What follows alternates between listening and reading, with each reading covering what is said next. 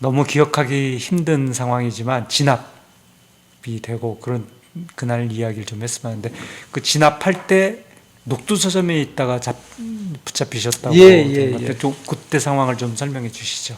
이게 이제 5월 24일 날 그 보성기업에서 그 지하 어르신들을 설득해서 그 총기 회수를 중단하도록 하고, 그리고 재무장을 해서 결상전을 각오하고 계엄사하고 어떤 협상을 해서 민주주의 정부를 이렇게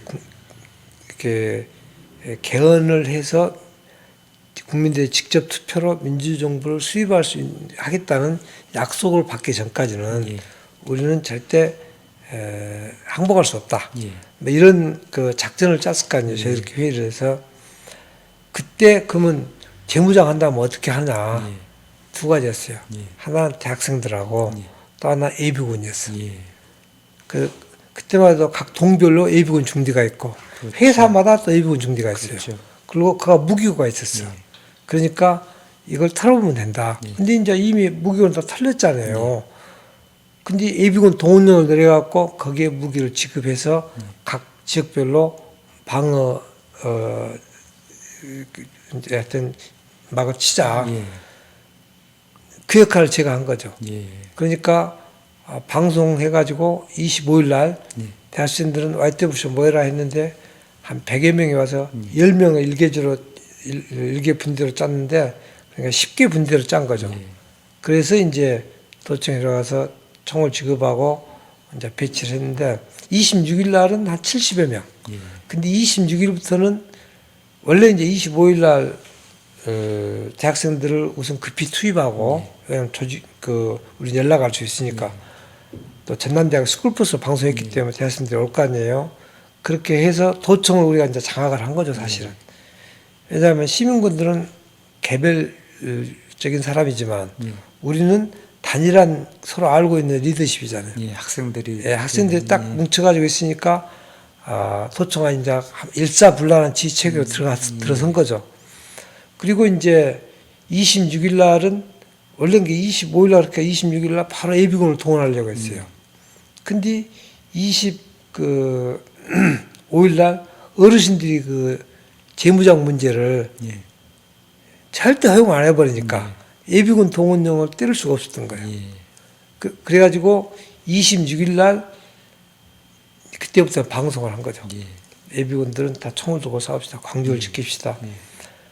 그러니까 26일 날 3시 이제 골기대가 있는데 골기대에 예비군들이 한 300여 명 모인 거예요.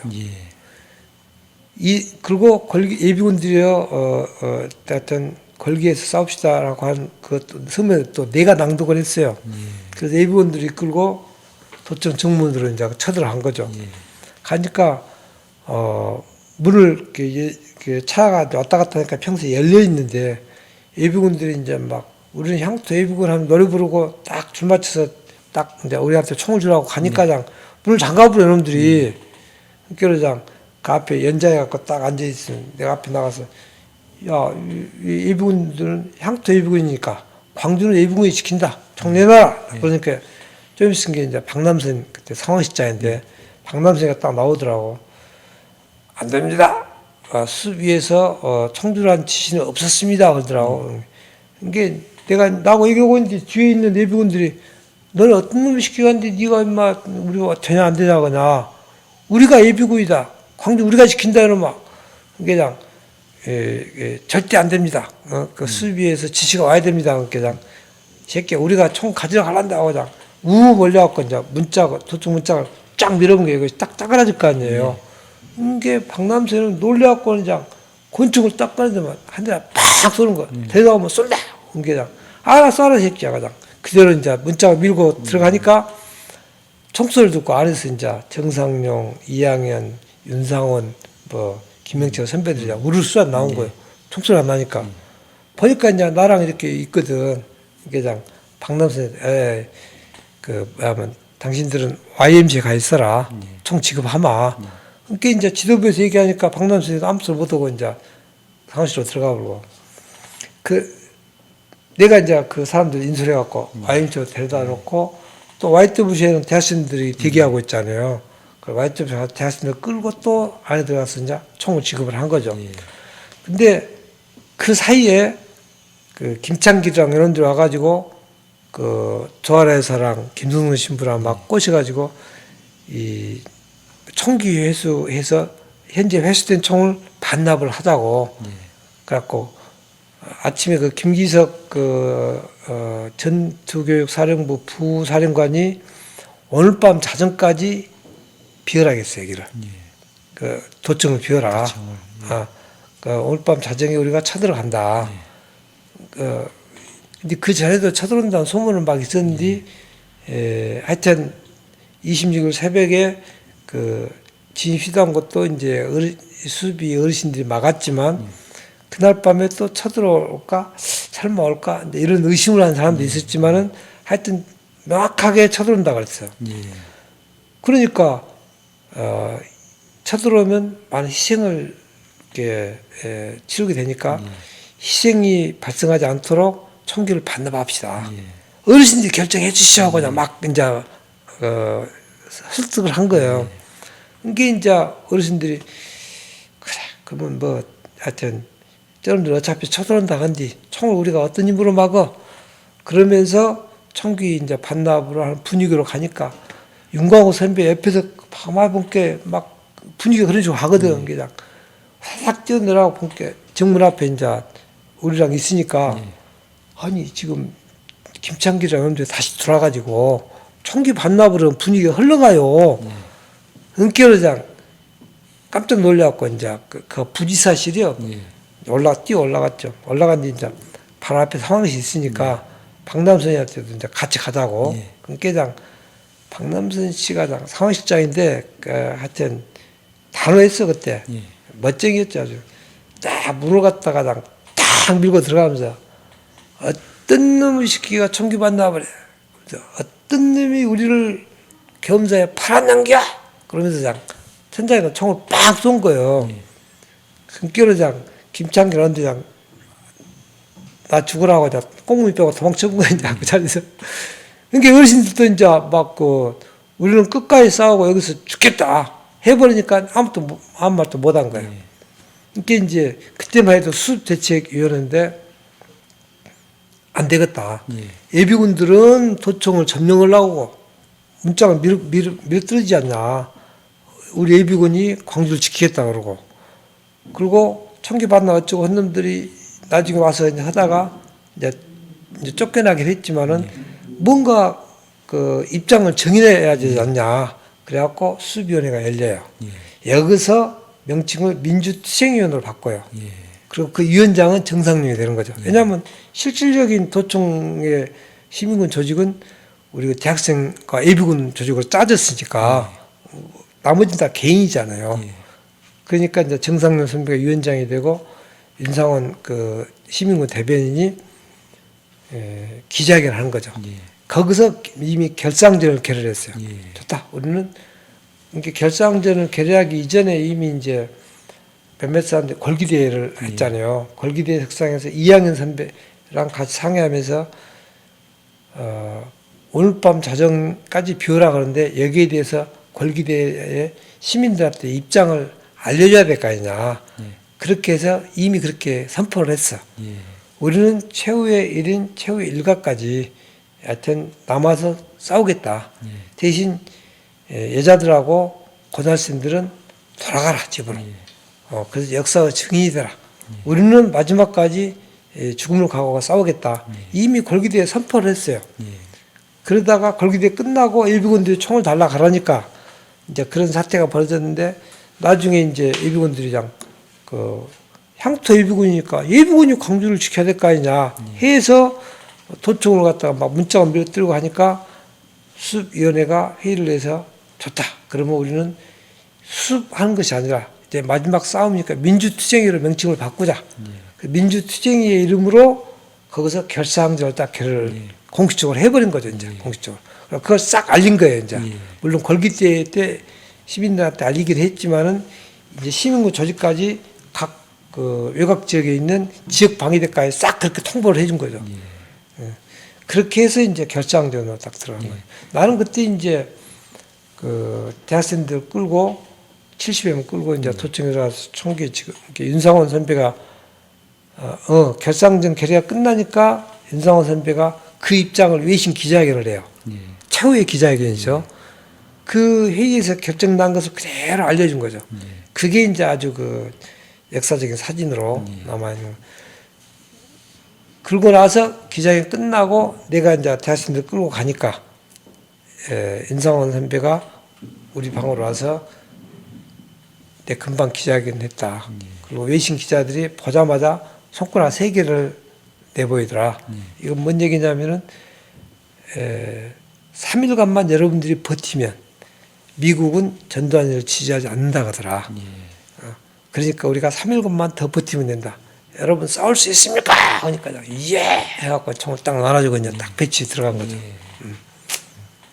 근데 결국 그렇게 진압군이 들어와가지고 정말 처절한 진압 작전이 펼쳐졌고 그때 녹두서점에는 어떤 일로 거기 계셨던 건가요? 이게 진압한 날? 25일부터는 녹두서점이 비었죠. 예. 거기다 YWC가 다 옮겼으니까. 그게 이제 수사해보 팀도 광천동에서 YWC로 다 옮겼고 24일날 밤에 다 옮겼어요. 녹두서점은 이제 비어 있고. 근데 이제 새벽이 되니까 나는 이제 그때 박성모 선생님이 그 전대 4대 학장하고 계신 오병문 학장님이 계세요. 나중에 이제 전대 총장도 하시는데 이분이 그 인쇄 있잖아요. 그 학내 그 인쇄소를 뭐더라?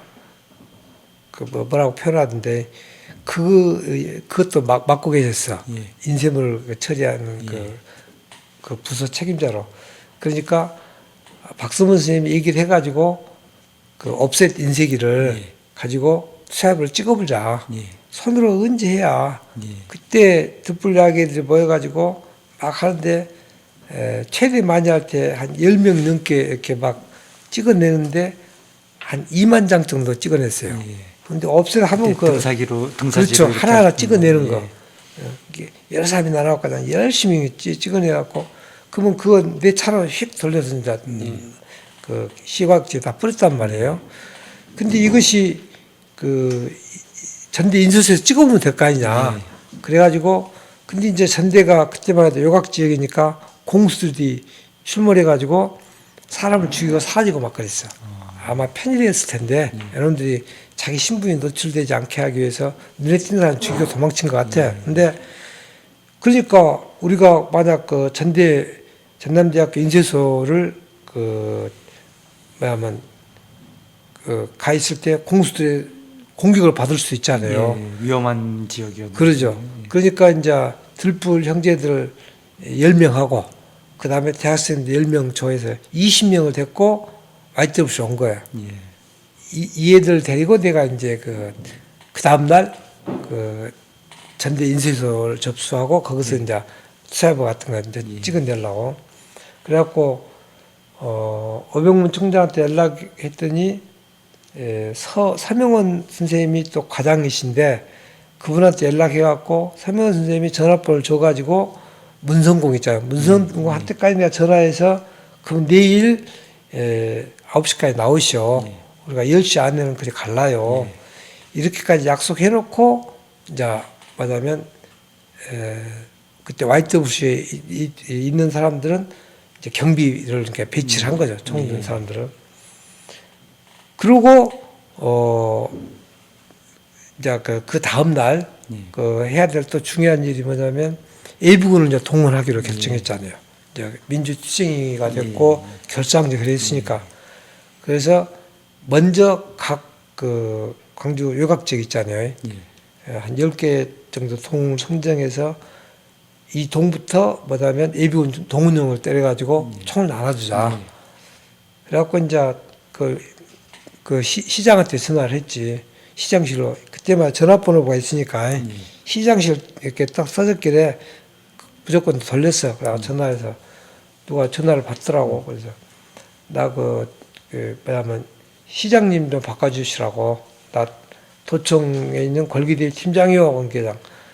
제가 구영상입니다. 그래. 관계장. 깜짝 놀랐지. 시장이 직접 전화를 받더라고. 그래서 이제 예비군들이 지금 다 총을 달라고 하는 거 한다고 그러니까 자기도 다 듣고 있습니다. 그래. 그래서 동을 받아 적으시라고 그래갖고 동을 하나하나 불러줬어. 이 동에 예비군 동원령을 때려주시오. 그러면 내일 아침 9시까지 다 오라 그러면 도청에서 학생 2명하고 차량 한 대에 무기 싣고 우리가 거기에 전부 배치를 하고 그러면 그 지역 방위를 맡아서 하라 것이오. 알겠습니다. 한 30분 기다렸다가 이제 그 동사무소 그때만 해도 숙직이 있었어요. 전날에서 확인하니까 다 시장실로부터 지시를 받았다고 하더라고요. 실제로 동원을 시장이 협조를 한 거네요. 그러죠. 그래가지고 그 다음날 이제 동원할 그 명단 있잖아요. 학생들 명단 딱 짜고 차량에 이제 그 동 있잖아요. 그게 이제 총 그 배치 이런 걸 딱 해놓고 그때 이제 12시 이렇게 되는데 그때 이제 나니까 이제 비상 그 경군들이 쳐들어온다. 이렇게 이제 연락이 온 거죠. 그러니까 이제 그때 YWC 경비대장을 내 고등학교 친구가 맡았어요. 정연여라고. 이 친구가 이제 나중에 그 군대 편성을 한 뒤 아는 사람만 내가 분대장을 앉혔거든요. 군대 갔다 오고 아는 사람. 왜냐면 신뢰할 수 있어야 되니까. 근데 1년 후배 최영순이가 있길래 네 1분 대장 해라, 2분 대장 해라. 그런데 나중에 보니까 또 정년에 내 친구가 있더라고. 그래서 네가 뭐하면 근데 분대장 편성 끝나면 뒤가 있어. 그래서 안 되었길래 이제 YWC 데리고 와가지고 야 연희야 네가 여기 YWC 전체 경비 대장을 좀 맡아주라. 그러니까 이제 총을 두고 있으니까 그럼 내가 경비대장 맡더만 해갖고 이제 1층, 2층 해갖고 전부 다 이제 그 보초 배치를 경비 배치를 딱 하더만 좀 있으니까 알아서 지금 그때 각 동사무소 전화하고 있는데 그 연효가 오더니 야 상주봐 그 YWC가 그 사진에도 있지만 건물 앞에가 입구만 있고 나간 데가 없어요. 입구가 이렇게 둥그스름에 돼 있어갖고 입구가 있고 여가 이제 소심당이 있고 2층으로 올라가요.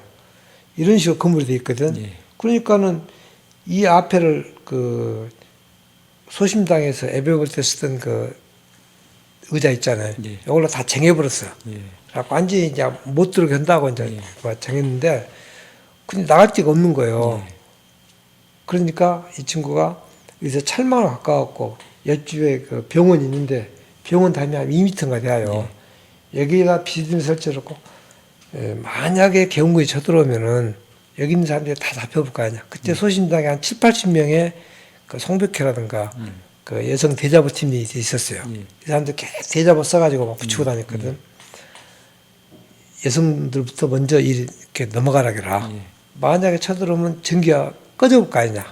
카카오 움직일 수 없을 텐데 위치가 여기니까 누군가 확실하게 알려줘야 된다.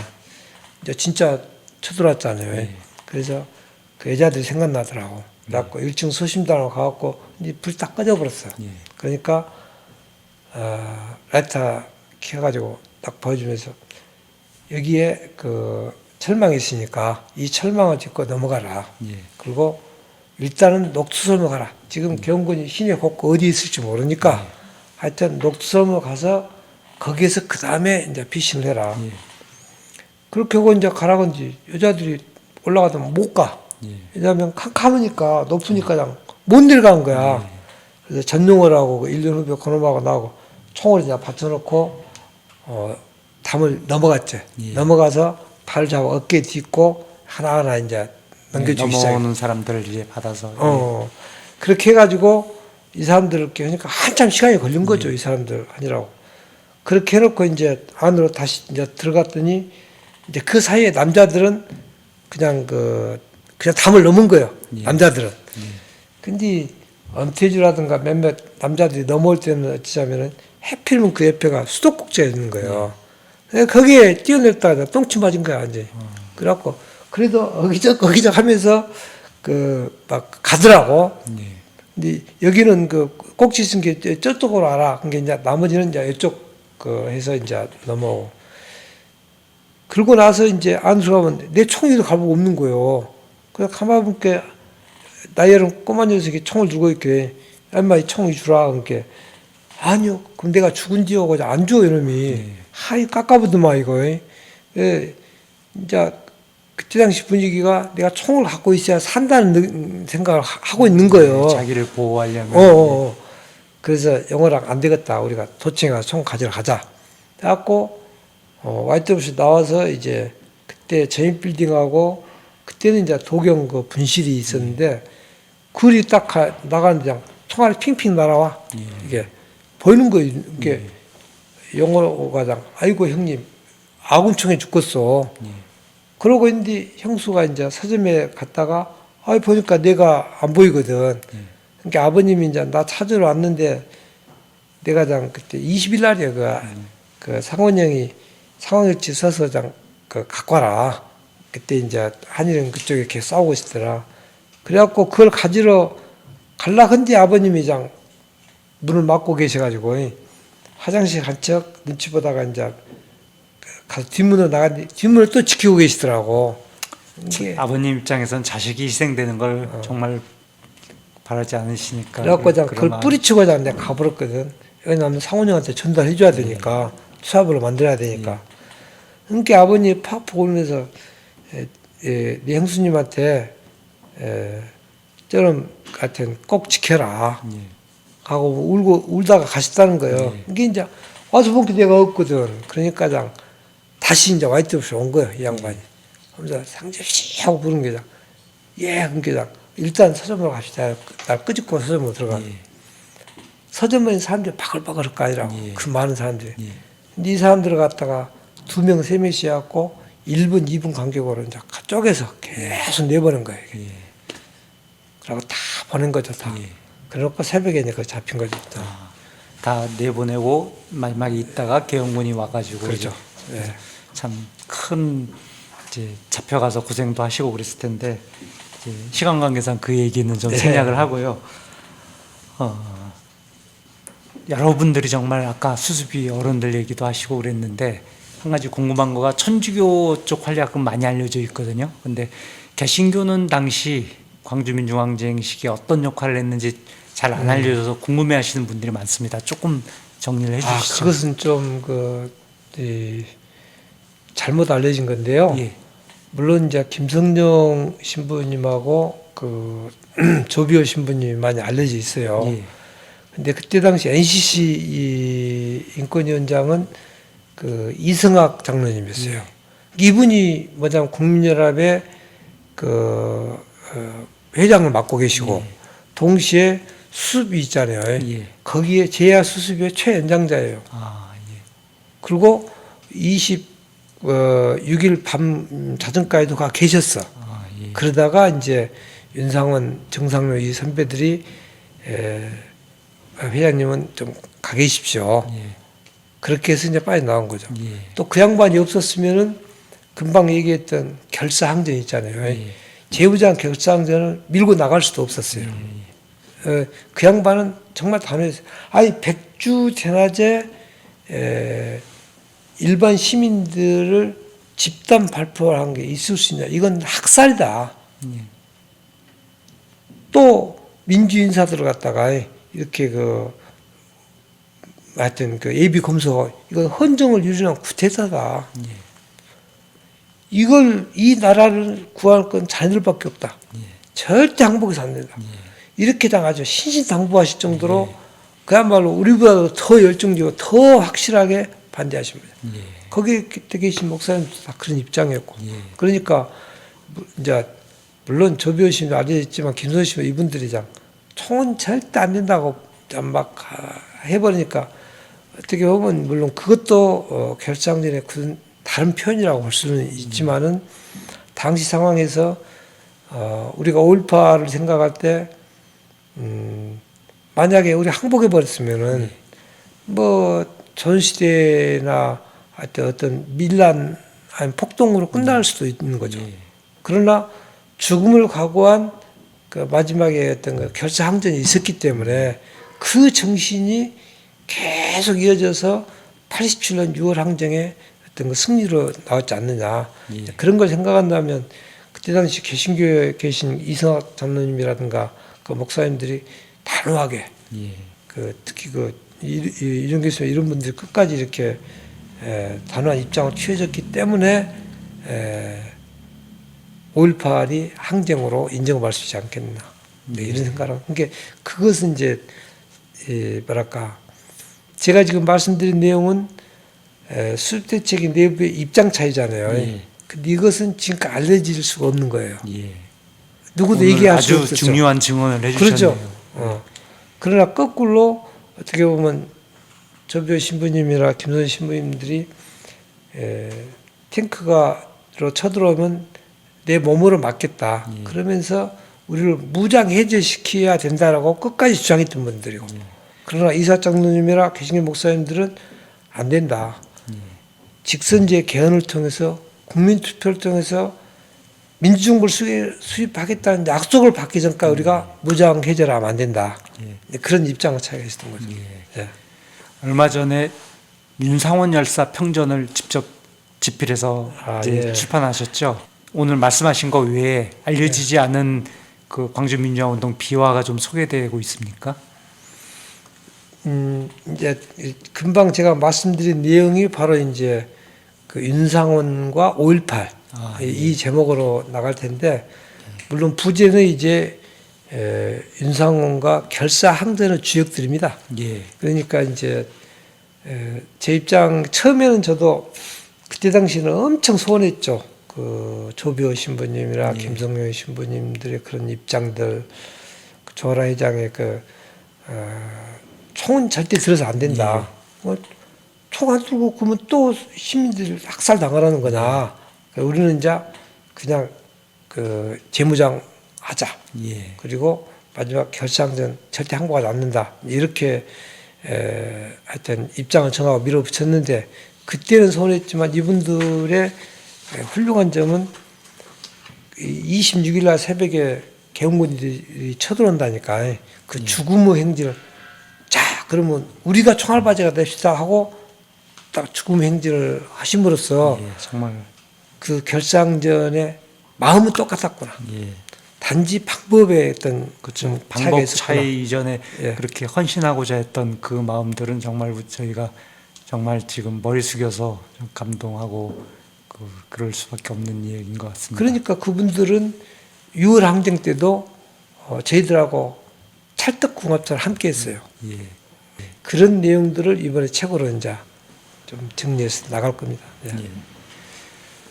5.18 벌써 40년, 41년이 지났는데 부마항쟁 같은 경우는 그런 이견이 없는데 아직도 일부에서 폄훼도 하고 여러 가지 논쟁이 있어서 희생됐던 분들 또 관련된 분들은 마음을 아프게 하고 있는데 왜 그렇다고 생각하십니까?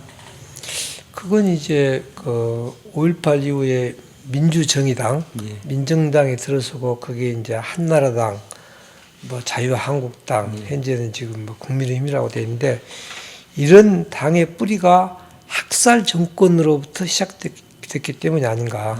이게 결국은 학살 정권만 있는 게 아니라 학살 정권의 하여튼 그 뿌리를 둔 그 이해관계 집단들 있잖아요. 이 사람들이 그걸로 해서 엄청난 부를 축적하고 이익을 취하고 자기들의 그 존재의 양식인데 그것이 5.18이 정당화되면 될수록 자기들을 당할 수밖에 없잖아요. 그러니까 어떻게 해서든 5.18을 갖다 폄훼해야만이 자기들의 존재 이유가 되니까 그러지 않겠나 그렇게 생각합니다. 그러니까 현재 정치권 일각은 아직도 그 학살자와 뿌리를 같이 하고 있는데 그런 그렇죠. 것들이 청산되고 정리가 돼야 예. 이제 그런 폄훼도 없어지고 이럴 예. 것 같다라고 하는 지적이시군요. 예. 뭐 5.18 관련 법도 개정이 되고 많이 명예가 회복돼 가고 있습니다만은 이제 앞으로 과제라고 하면 어떤 것들이 남은 과제가 될까요? 일단은 뭐 그 민주유공자로 인정은 됐지만 예. 뭐 된 것은 하여튼 잘한 일이죠. 근데 실질적으로 민주유공자 이름만 붙었지 국가유공자로서 인정을 못 받았어요. 예. 그 민주유공자라는 이름만 해놓고 예. 근데 이번에 이제 국가유공자 단체 설립을 함으로써 이제 국가유공자로서 인정을 받았잖아요. 근데 그동안 보상 자체가 제대로 되지 못했습니다. 예. 흔히 그 법원에서 하는 거 화해 문서라고 하는 예. 그 산재 보상법에 따른 14등급으로 해서 감옥에 있는 그 수용 기간 예. 또 이제 부상 등급도 40년 이렇게 3, 40년이 지난 뒤에 부상을 증명할 수 없는 예. 그런 애매한 어떤 그 등급을 산재 보상에 따라서 홉스만 방식으로 55세까지만 해줬기 때문에 예. 국가유공자의 부상 등급하고는 개념이 달라요. 예. 그리고 그걸 이렇게 하면서 화해 조서 같은 것을 문서를 받았어요. 예. 그래서 더 이상 보상 신청을 못 하게끔 족쇄를 채워놓고 온 게 푼돈 몇 푼 주고 뭐랄까 그 모든 보상이나 혜택은 이제 더 이상 없다. 이렇게 이제 되어 있는 상태이기 때문에 이런 것도 이제 법률 개정을 통해서 실질적인 그 보상과 위로 이런 것들이 국가에서 좀 나와야 되지 않겠는가 이렇게 생각합니다. 뭐 일각에서는 보상을 뭐 엄청나게 받은 것처럼 또 그렇게 공격도 합니다만은 실제로 보면은 그것은, 그렇지 않고 그것은 예. 이제 악의적인 표현인데요. 예를 들어서 국가유공자는 그 관련 당사자가 언제고 신청을 할 수가 있어요. 예. 근데 5.18은 특별법이기 때문에 보상 신청을 언제부터 언제까지 딱 1년 정해놓으면 그 기간만 신청이 가능합니다. 예. 그런데 본인이 이제 그 아예 나는 5.18 유공자 명칭 자체도 그런 명예도 갖기 싫다. 예. 그래서 안 하신 분도 아직도 많고 예. 싫지 많아요. 예. 우리 목사님들도 몇 분 계세요. 예. 혹은 이제 뭐냐면 몰라서 안 했을 수도 있고 하여튼 여러 가지 이유로 보상 기준에 빠진 사람이 있을 거 아니에요. 이분들이 이제 아니 나도 5.18 관련했는데 왜 그냥 1년만 딱 해갖고 끝내보냐. 예. 그러면 이제 2차 특별법을 또 만들고 예. 3차 보상 특별법 만들고 그러니까 좀 찔끔찔끔 예, 그렇게 예. 한 거죠. 예. 이것이 7차까지 했음에도 불구하고 지금 작년과 올해 사이에 많이 얘기가 나왔던 행불자들 있잖아요. 예. 여기는 시신도 없는데 어떻게 증명하냐. 예. 근데 이미 작년에 그 소각해서 태워 없앴다고 하는 이런 증거들이 많이 나왔지 않습니까? 그때 당시부터 사라진 행불자들은 어떻게 이게 한 500명 가까이 되거든요.